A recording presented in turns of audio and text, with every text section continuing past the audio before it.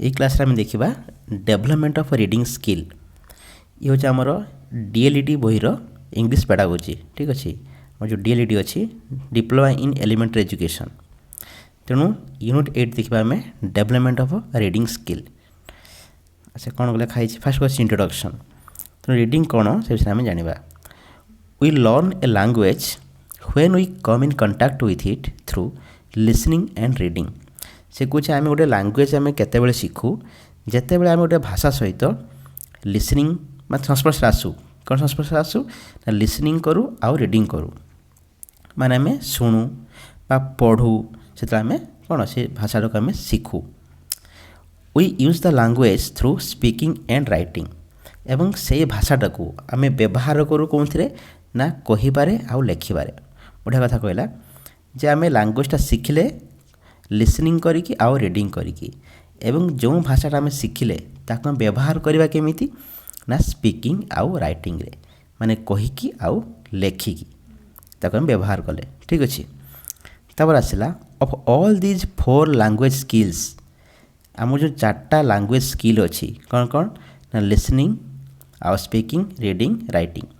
तेणु ये जो 4टा लैंग्वेज स्किल रहा ता भितर reading is of prime importance. तेणु रीडिंग को मध्य गोटे इम्पोर्टेंस गुरुत्व दि जाए मुख्य उपाय माने ताको मेन इम्पोर्टेंस दि जाए because it provides more exposure to the language than the other skills. से कही कहीं आपको प्राइम इम्पोर्टेंस कहुच्छी कहीं ना ये स्किलटा प्रोवाइड करे मोर एक्सपोजर मैं अधिक एक्सपोजर दिए बा अपॉर्चुनिटी दिए to the language then other skill. अन्य स्किल ठारू आम जिते रीडिंग करवा आम कौन बना लैंग्वेजटा आम शिखु। In learning English as a second language or foreign language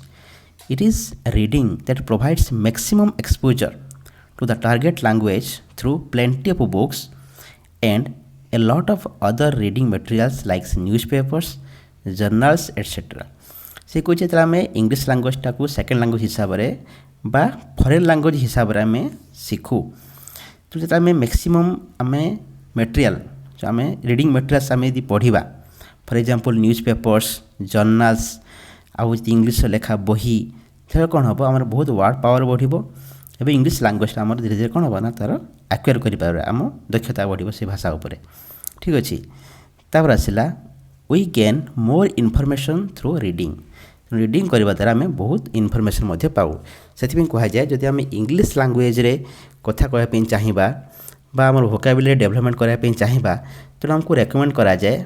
J English newspaper पढ़ बोली कहीं ना इंग्लिश न्यूज़पेपर पढ़ले आम डेली डेली कौन हो ना विभिन्न नुआ नुआ वर्ड संस्पर्श आसू जहाँफल आम वोकाबुलरी पावरटा बढ़ो। ठीक अच्छे ता सहित आम बहुत अधिक इनफॉरमेशन मिले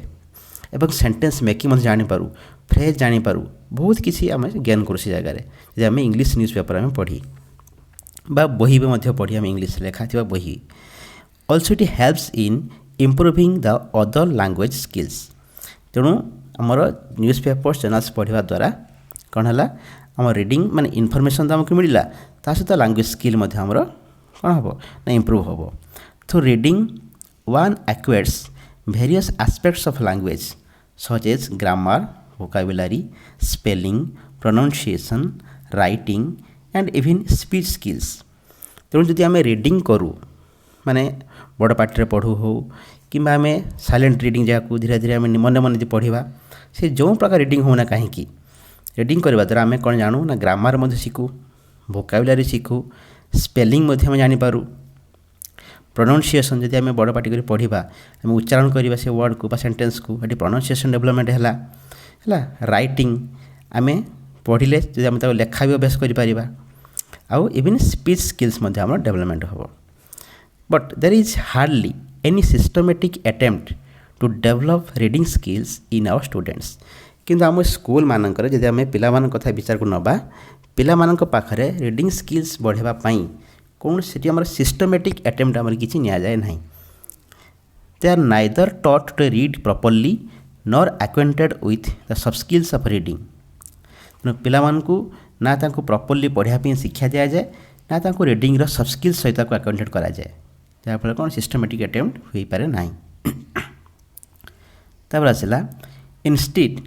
teachers read out the text and explain mostly in mother tongue Odia. आम ओडिया मीडियम स्कूल रे कौन हुए ना टीचर माने टेक्स्ट को रीड आउट माने बड़ पाठ रे पढ़ाई दियंती एवं तांको मातृभाषा रे बुझाई दियंती। There is hardly any language activity relating to the skills of reading on the part of the learners. किंतु आमर शिक्षार्थी क्षेत्र में सेमिति किसी एक्टिविटी हुए ना जहाँफल रीडिंग स्किल्स बढ़ो सेमिति किसी एक्टिविटी बहुत कम करा जाए। Thus the learners remain poor in the skill of reading. तेणु आम स्कूल मानक जो छात्र छात्री अच्छा से पाखरे आमर कौन रीडिंग स्किल दक्षता बहुत कम थाए। तेणु ये आम रीडिंग किसी इंट्रोडक्शन आम जानिले। अच्छा तापर आउ किसी पॉइंट आम कही the nature and meaning of reading जे रीडिंग रो एक्चुअली अर्थ कौन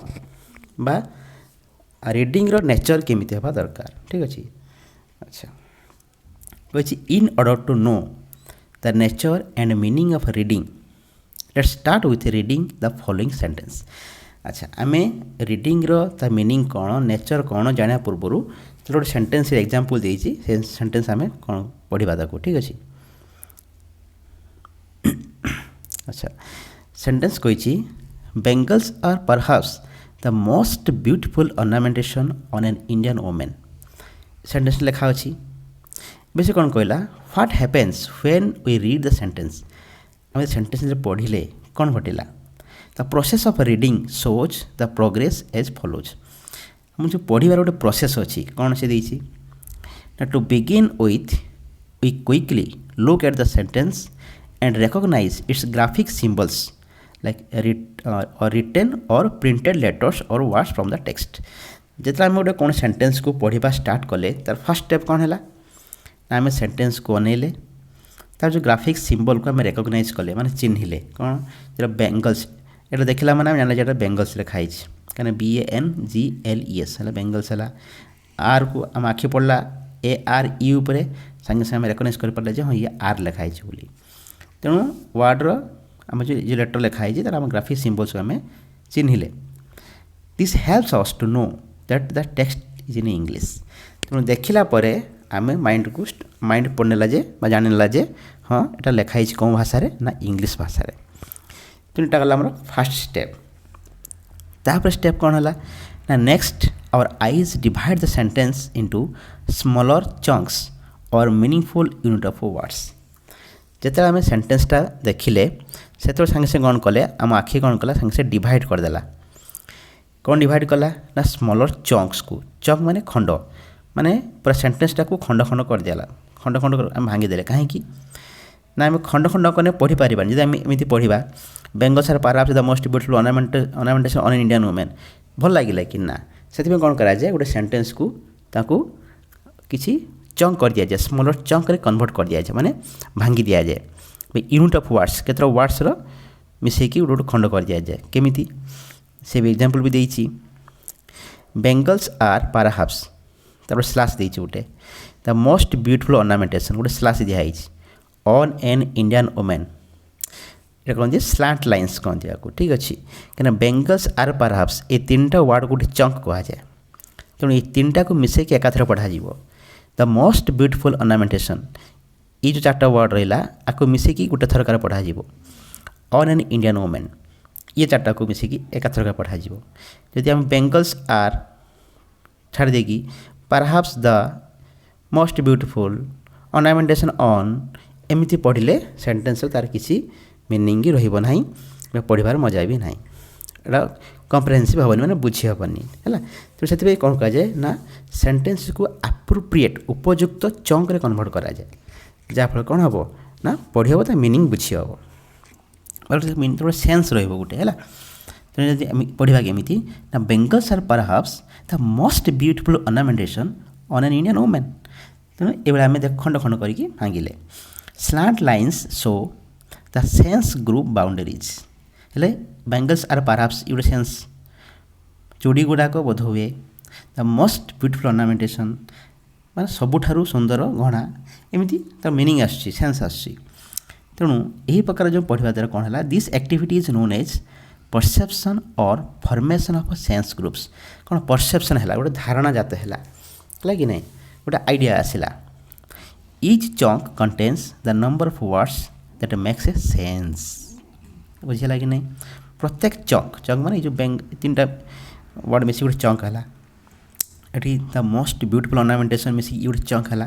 तेणु प्रत्येक चंक कौन धारण करि था ना केते गोटे शब्द को नहीं होता एवं सेंस माने गोटे अर्थ बुझाऊँ तो सी है गोटे मीनिंग बुझाऊँ बुझीगला अच्छा एबे कौन आसला ना फाइनाली द आइज मतलब आम सेंस ऑर्गन कि नहीं eyes send the signal of symbols to our brain जहाँ भी से सिम्बल पढ़ला आम आखि से ब्रेन को संगे संगे सेंड कला आम ब्रेन को कहा जाए ह्यूमन कंप्यूटर है which interprets the meaning of the text brain संगे से कौन कला